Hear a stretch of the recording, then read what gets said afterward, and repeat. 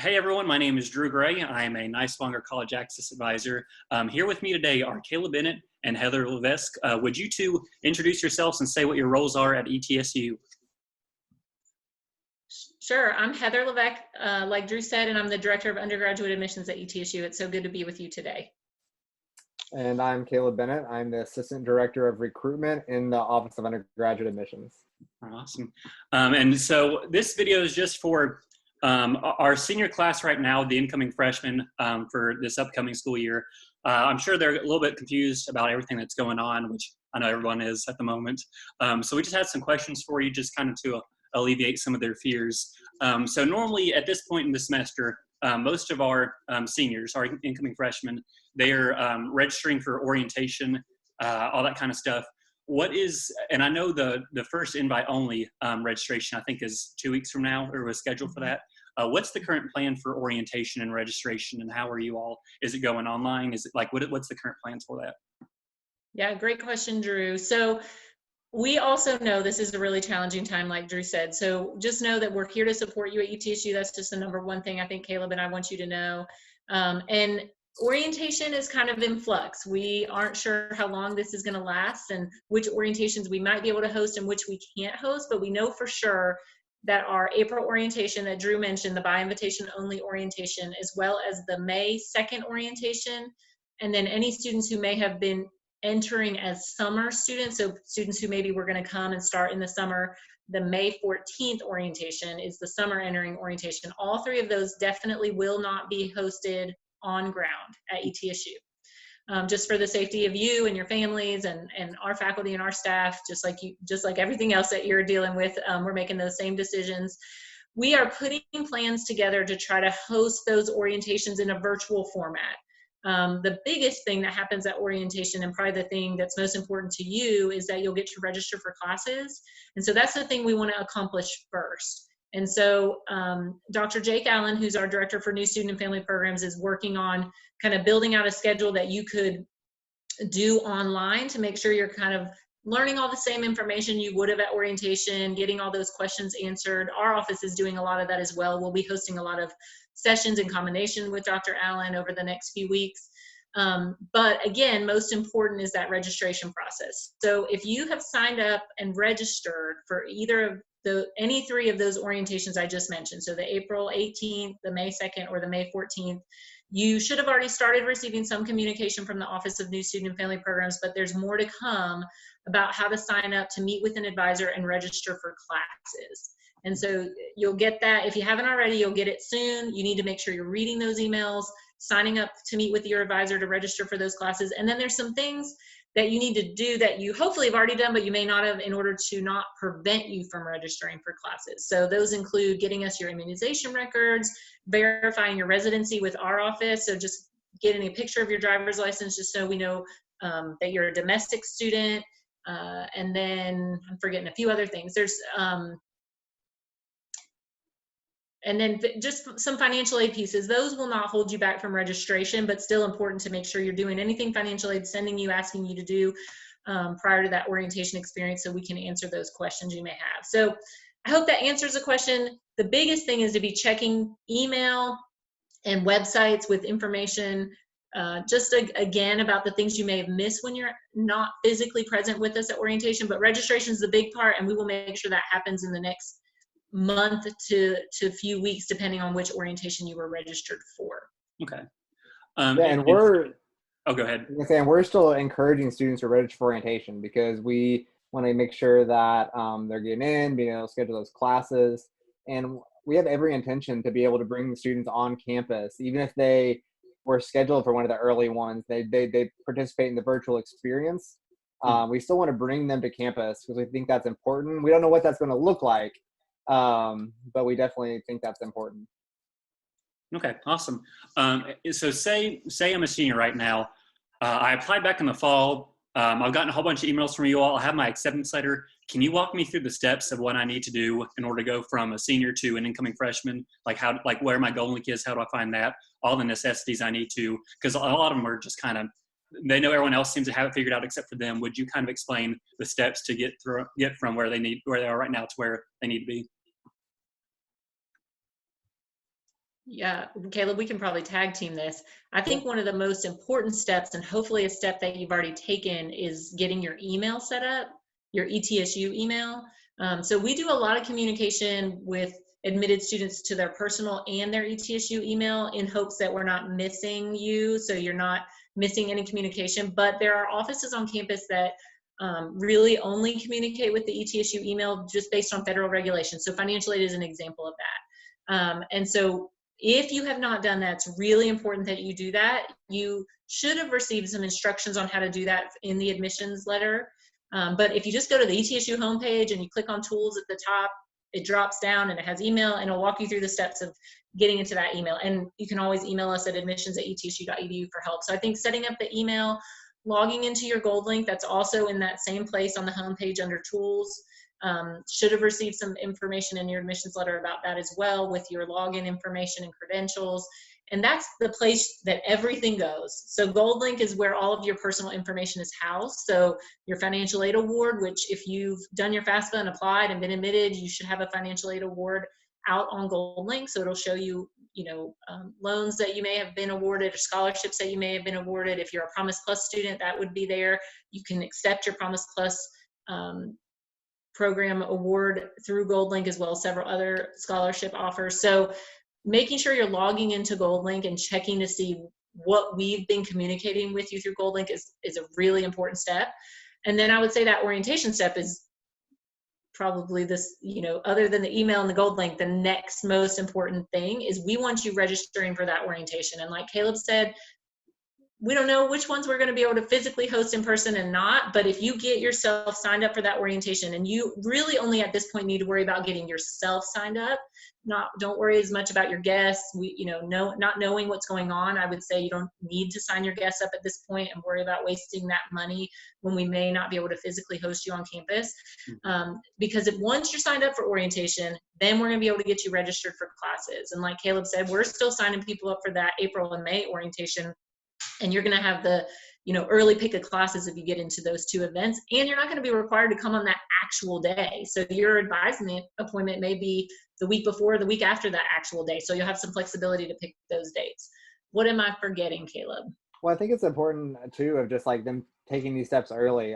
Students should have received an email yesterday about Lucky Bucks. For students that do register for orientation by May 1st, are going to be put into a drawing to win a potential $1,500 housing scholarship or a book scholarship or a semester of a meal plan for free. Mm-hmm. So, we're trying to encourage students to do this early, just to really lock them in and help them feel secure as they move towards the fall. And so Heather mentioned orientation and those different things, but I think also making sure they've connected with their financial aid counselor to make sure there's not any outstanding financial aid requirements, if they were selected for verification, all those things, just to be proactive for students that are really navigating that high school senior year to first year at ETSU. Being proactive and reaching out to financial aid office, responding to their emails after you activate your email. Those are just really important steps to be taking. Okay. And I'm assuming at this point, ETSU is planning on resuming classes like normal in the fall, right? That is the plan. Fingers crossed, right? Hopefully. So how do our seniors know, and I know the admissions counselors have been calling kids, email them, like they're doing a really good job. How does a student know who their specific high school admissions counselor is? Yeah, so on our website, there is admissions counselor page that shows all of the admissions counselors and what counties they cover. So our admissions counselors are assigned by county. So there's an admissions counselor who covers Washington County, who covers Greene County, who covers Carter County, and every county throughout the state of Tennessee. So, but that can be found on our etsu.edu/admissions page.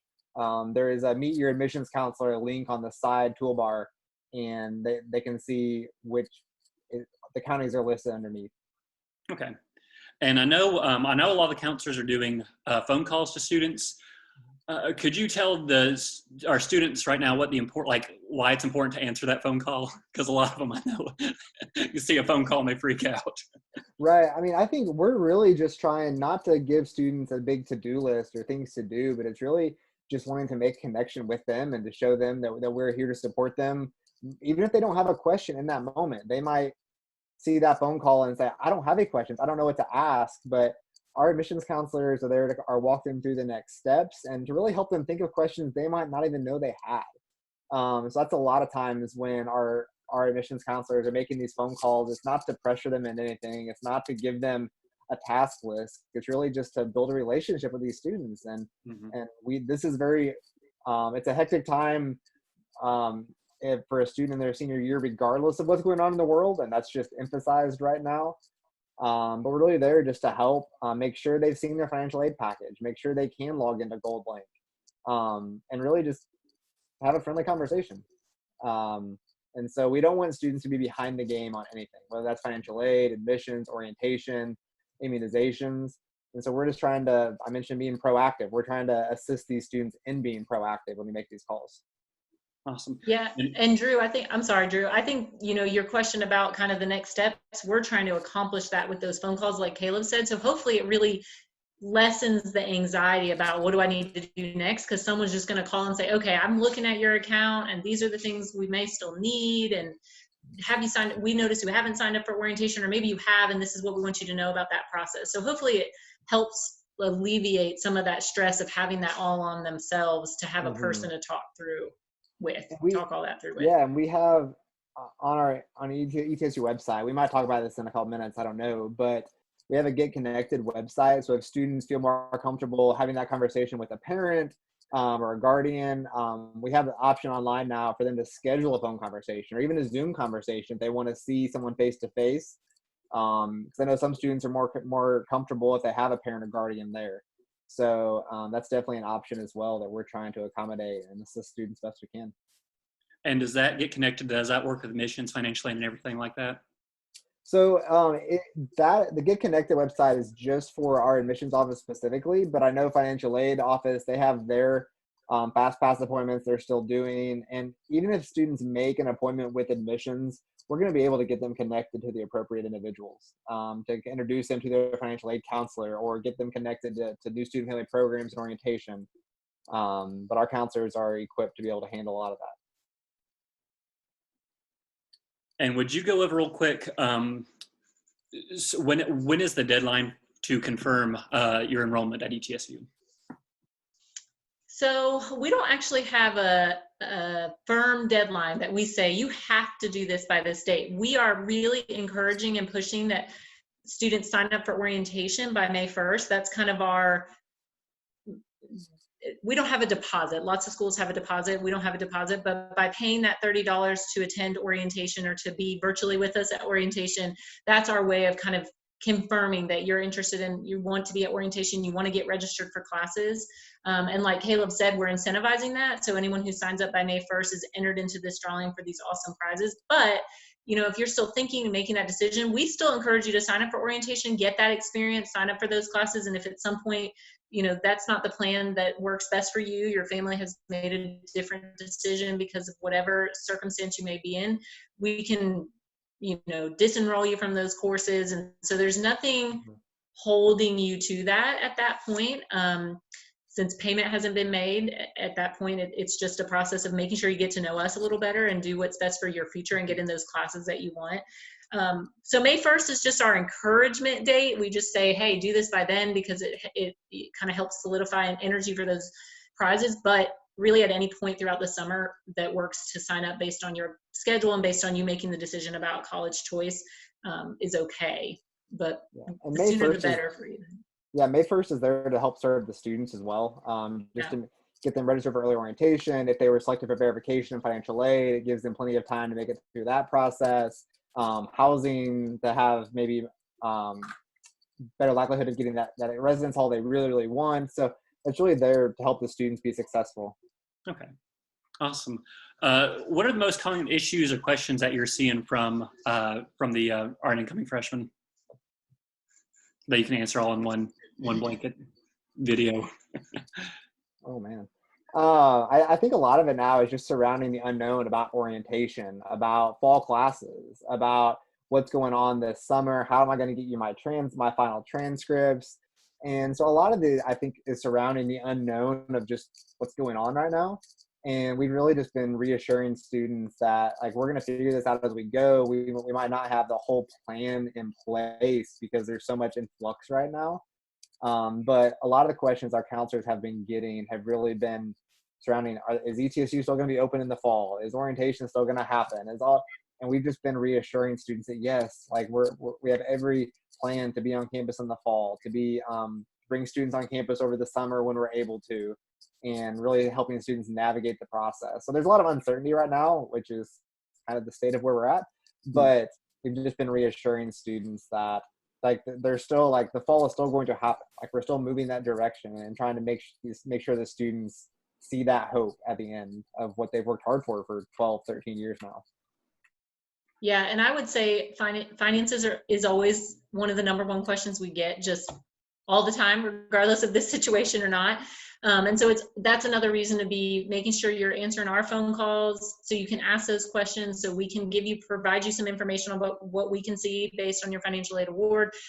Connecting with our financial aid counselors is really important. And then something that you may ask, but I just don't want to forget to say, is not only are we doing all this outreach to students, we're also putting together videos, and we're hosting a live event on April 14th that Caleb and I will be a part of, just to make sure we're putting out as much content as we can, so that if you're not someone who'd prefer to talk on the phone, or it's just a lot of information, you can do it with your family. You can watch these videos from home about all these different topics. So they range from kind of next steps to 2 or 3 videos about financial aid, one of which is understanding your award letter. So we're mailing out award letters next week, so all admitted students should receive that in the mail by the end of next week. And so being able to watch a video to kind of understand, what is this telling me? What does this mean? How do I navigate these? What do I need to do at this point with the awards that I'm being given?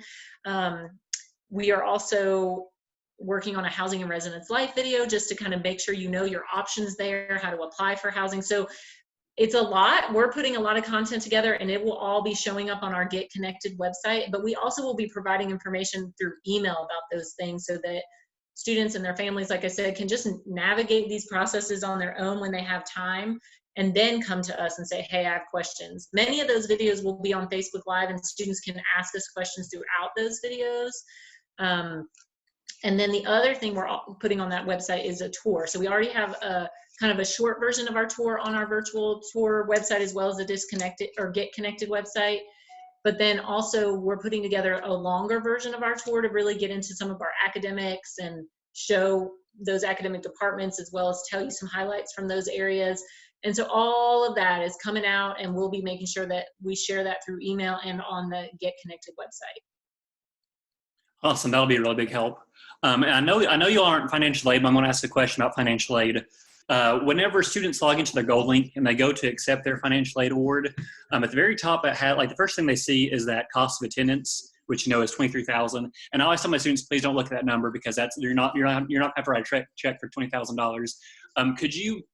Do you have any way at this moment to estimate what tuition and fees might be for this upcoming year? I know they haven't been set yet, but do y'all have any idea what our students should be budgeting for a semester, living at home or an apartment or whatever?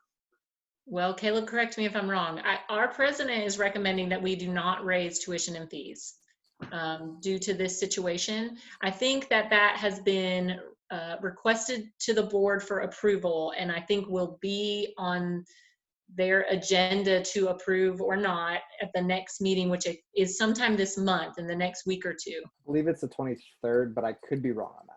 Yeah, I think you're right. It's in that week. And so I'm pretty confident that we're going to land there. I don't want to say for sure, since our board hasn't approved it officially, but that's definitely Dr. Nolan's intention, is that right now is not the time to be raising tuition with what's going on in our country. And we need to definitely be supporting not only our current students, but these new students coming into the institution. So all of our tuition, hopefully, will be based on the cost of tuition from this past year. Awesome. And all that information is available online, correct? Yes. Okay, awesome. With all this bad news, tell me some good news happened at ETSU. Okay, well, we opened our brand new Culp Student Center this semester. And so that's been a big deal for us. I hope some students that don't currently go there but are interested in coming this fall have had a chance to go and see it. Obviously, you can't do that now, but hopefully before all this happened. It's unfortunate because it was only open for such a short a period of time before we had to close down campus, but definitely just has brought new light to campus. It was designed to be the living room of our campus, and it was that before, but now it's much better living room.